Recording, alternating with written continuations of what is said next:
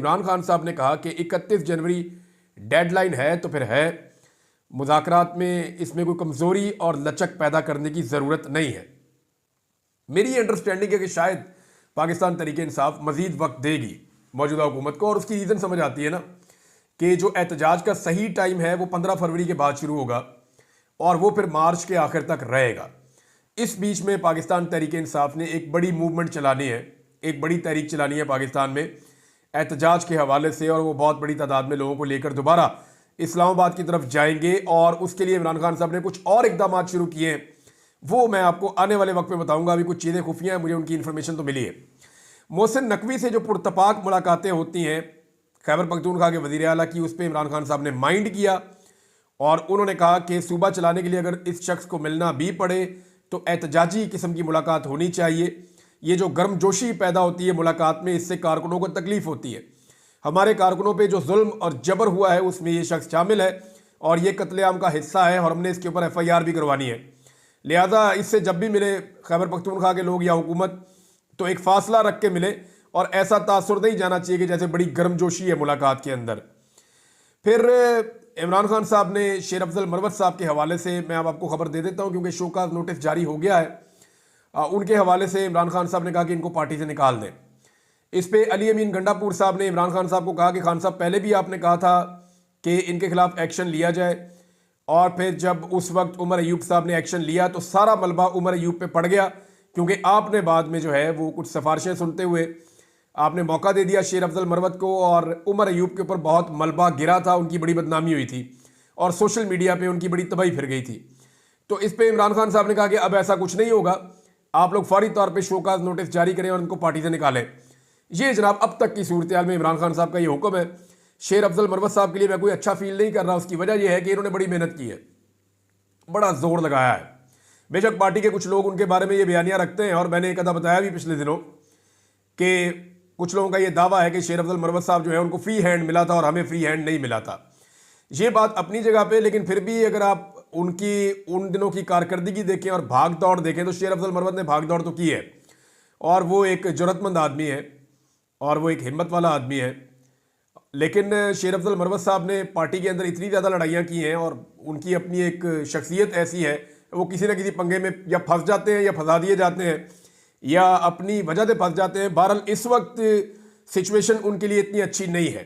अगर वो इस मरतबा अपने आप को पार्टी के अंदर कायम रखने में कामयाब हो गए तो ये उनकी एक बहुत बड़ी कामयाबी होगी। जिस तरह की मुझे इमरान खान को मिलने वाले लोगों ने बात बताई है, दो मुख्तलिफ लोगों ने, जिस तरह से उन्होंने मेरे सामने सूरत हाल रखी है उसमें तो उनके लिए अच्छी खबर नहीं है। और बाकायदा इमरान खान साहब को कहा गया जी पहले भी आपने छोड़ दिया था, और ये वज़ीर आला खैबर पख्तूनख्वा ने कहा, तो इस पर इमरान खान साहब ने कहा कि अब ऐसा नहीं होगा।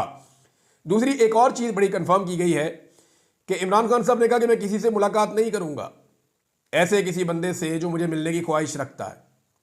साथ में उन्होंने कहा कि पहले तमाम सियासी कैदियों को और वर्कर्स को रिहा किया जाए और जुडिशल कमीशन बन जाए, फिर मैं अपने बारे में फैसला करूंगा कि मैंने कहाँ जाना है और कहीं नहीं जाना, और किससे मिलना और किससे नहीं मिलना।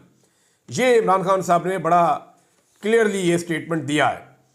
इसके अलावा अली मोहम्मद खान साहब ने एक स्टेटमेंट दिया है और एक्चुअली सिचुएशन इस वक्त यही है। उन्होंने कहा कि इस वक्त इमरान खान को NRO नहीं चाहिए, इस वक्त दो तरफैन जो हैं उनको NRO चाहिए। एक तो फार्म 47 वाली हुकूमत को NRO चाहिए और एक एस्टेब्लिशमेंट को NRO चाहिए, और इन दोनों को NRO इमरान खान से चाहिए। लिहाजा ये दोनों मिलकर इमरान खान से NRO मांग रहे हैं, एक ही आदमी से NRO मांग रहे हैं, और इमरान खान साहब फिलहाल इन्हें NRO नहीं दे रहे। एक और खबर आई है नाज़रीन, और वो ये है कि 8 फरवरी आने वाला है। 8 फरवरी को हफ्ते का दिन है, यानी वीकेंड है, छुट्टी का दिन है। उस दिन पाकिस्तान तहरीक इंसाफ इमरान खान साहब की हदायत पे एक बहुत बड़ा एहतजाज लॉन्च करने जा रही है। 8 फरवरी को पाकिस्तान तहरीक इंसाफ पूरे मुल्क में एहतजाज करेगी, बहुत बड़ा एहतजाज करेगी, क्योंकि इसको ब्लैक डे के तौर पे पाकिस्तान तहरीक इंसाफ मनाएगी। और इस दिन जितने लोगों का वोट छीना गया, यानी जितने लोगों ने वोट डाला और उन्होंने वोट डाला किसी और को और बाद में फॉर्म 47 के मुताबिक हुकूमत किसी और को दे दी गई, उन तमाम लोगों को, वोटरों को इमरान खान साहब ये पैगाम भिजवाएंगे कि आप अपने मैंडेट की वापसी के लिए निकलें और निकल कर एहतजाज रिकॉर्ड करवाएं। तो 8 फरवरी को पहले भी इनकलाब आया था 2024 में। मैं उसको इसलिए इनकलाब कहता हूं कि अगर कोई सॉफ्ट रेवोल्यूशन हो सकती है तो वो वोट की पर्ची के जरिए से आती है, और वो आ चुकी है। यानी इस वक्त पाकिस्तान में ज़्यादातर हुकूमतें जाली है। जो आपका सदर पाकिस्तान है वहाँ से आप शुरू हो जाएं तो वो जाली MNAs और MPAs के इनके वोटों से वो बना हुआ है। अगर आप वज़ीर आज़म पे आ जाएं तो वो 18 सीटों वाला है, वो भी ज़बरदस्ती और जाली का बना हुआ है। अगर आप हुकूमतों के ऊपर आ जाएं तो पंजाब हुकूमत, फेडरल गवर्नमेंट और बलूचिस्तान गवर्नमेंट, ये तीनों तो स्ट्रेट अवे 2 नंबर तरीके से बनी है। जबकि सिंध हुकूमत में भी पाकिस्तान पीपल्स पार्टी को हुकूमत बनाने में बड़ी दुश्वारियों का सामना करना पड़ता अगर फ्री एंड फेयर इलेक्शन हो जाते तो। अब सूरत हाल ये है कि 8 फरवरी को ब्लैक डे मनाया जाएगा, पूरे मुल्क में एहतजाज होगा। हर वो शख्स जिसके वोट के ऊपर डाका डाला है वो बाहर निकलेगा, और ये हफ्ते का दिन है, वीकेंड का। तो इस पे इमरान खान साहब एक बड़े एहतजाज का मंसूबा बना रहे हैं, और ये आपको आने वाले वक्त में पता चल जाएगा। एजाज चौधरी साहब के प्रोडक्शन ऑर्डर्स को लेकर यूसुफ रजा गिलानी साहब बड़े दिल बर्दाश्ता हो गए। यानी पहले उन्हें खुद ही इशारा दिया गया, ठीक है आप ये कर सकते हैं, और इशारे के बगैर तो आपको पता है ये निज़ाम कोई काम नहीं करता, चाहे पीपल्स पार्टी है, चाहे PMLN है, चाहे सदर है, चाहे वज़ीर आज़म है, ये सारे तुफैलिए हैं। ये एस्टेब्लिशमेंट के तुफैल इक़्तिदार में आ गए हैं, क्योंकि एस्टेब्लिशमेंट का इमरान खान के साथ झगड़ा था, तो इमरान खान के झगड़े से फ़ायदा उठाते हुए इन्होंने एस्टेब्लिशमेंट के तुफैल हुकूमतें ले ली हैं। कोई सदर बन गया, कोई वज़ीर आला बन गया, कोई वज़ीर आज़म बन गया, और कोई वज़ीर बन के बैठ गया, और कोई प्रोटोकॉल्स वैसे ही इंजॉय कर रहा है। तो ये जो तमाम लोग हैं ये बगैर इशारे का कोई काम नहीं करते। अब गिलानी साहब बहुत दिल बर्दाश्त है कि जनाब पहले हमें ग्रीन सिग्नल दिया गया, उसके बाद जब मैंने प्रोडक्शन ऑर्डर जारी कर दिया एजाज चौधरी का तो मुझे शर्मिंदा करवाया जा रहा है। एक जो सुपरिटेंडेंट ऑफ जेल है वो मेरी बात नहीं सुनता, ऊपर से उन्होंने लेटर भी जारी कर दिया, जनाब जाओ जाके जो है वो महकमा दाखिला से बात करो, होम डिपार्टमेंट से, उसके बाद हमारे पास आना। तो चेयरमैन सेनेट की औकात इतनी रह गई है कि वो अपने आईने पाकिस्तान और कानून के मुताबिक वो अपने प्रोडक्शन ऑर्डर जारी करता है, जैसे कि हमेशा होते रहे। शहबाज शरीफ के लिए जारी होते थे, वो पहुंच जाते थे असेंबली। हमजा शहबाज के लिए हमेशा प्रोडक्शन ऑर्डर जारी होते रहे, परवेज इलाही पंजाब में करते रहे, स्पीकर थे, वो पहुंच जाते थे असेंबली। लेकिन यहाँ पे जो चेयरमैन सेनेट है उनके जो प्रोडक्शन ऑर्डर उन्होंने जारी किए उनको रद्दी की टोकरी में फेंक दिया मरियम नवाज ने, और उन्होंने जनाब एजाज चौधरी साहब को सेनेट के इजलास में नहीं आने दिया।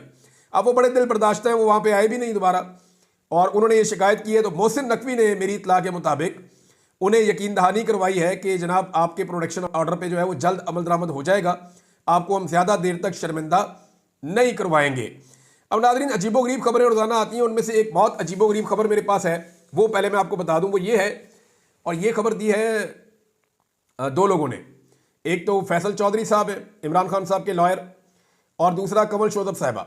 ये बताते हैं जी कि 9 मई के जो गवाहियां पेश की जा रही हैं और जो शवाहिद पेश किए जा रहे हैं उनमें एक सील पैक, सील बंद, यानी उसको कहते हैं, वो एक लिफाफा होता है प्लास्टिक का, उसके अंदर सील कर देते हैं ना चीज़ों को, तो ये सबूत पेश किए जाते हैं। तो बतौर सबूत एक मोबाइल फ़ोन पेश किया गया जो पिछले 1.25 साल से पूरा चार्ज है। यानी आप अंदाज़ा करें कि जो मोबाइल फ़ोन बतौर सबूत पेश किया गया वो फुल चार्ज है। यानी किसी वक्त अगर उससे तहकीकात की गई हैं तो उसके बाद उसको सील कर दिया गया ना। अब वो सील चीज़ को चार्ज तो नहीं किया जा सकता, लेकिन एक ऐसी बैटरी ईजाद की गई है कि वो फुल चार्ज है। इससे पहले हम लतीफ़े सुनते रहे हैं कि पुलिस वाले मेज़ के नीचे छुप गए, पर्दे के पीछे छुप गए, कुर्सी के नीचे लेट गए, और पुलिस वालों ने वहाँ पे लेट के छुप के 4 खुफिया बैरियर्स पार करके सलमानी टोपी पहन के उन्होंने आके इमरान खान साहब का सारा मनसूबा सुन लिया। तो मज़ाइका खेज किस्म के स्टेटमेंट ये पहले भी देते रहे हैं। कोई शवाहिद 9 मई के ऐसे अब तक जमा नहीं करवा पाए जिनके बदौलत या जिनकी वजह से इमरान खान साहब को फिक्स किया जा सके।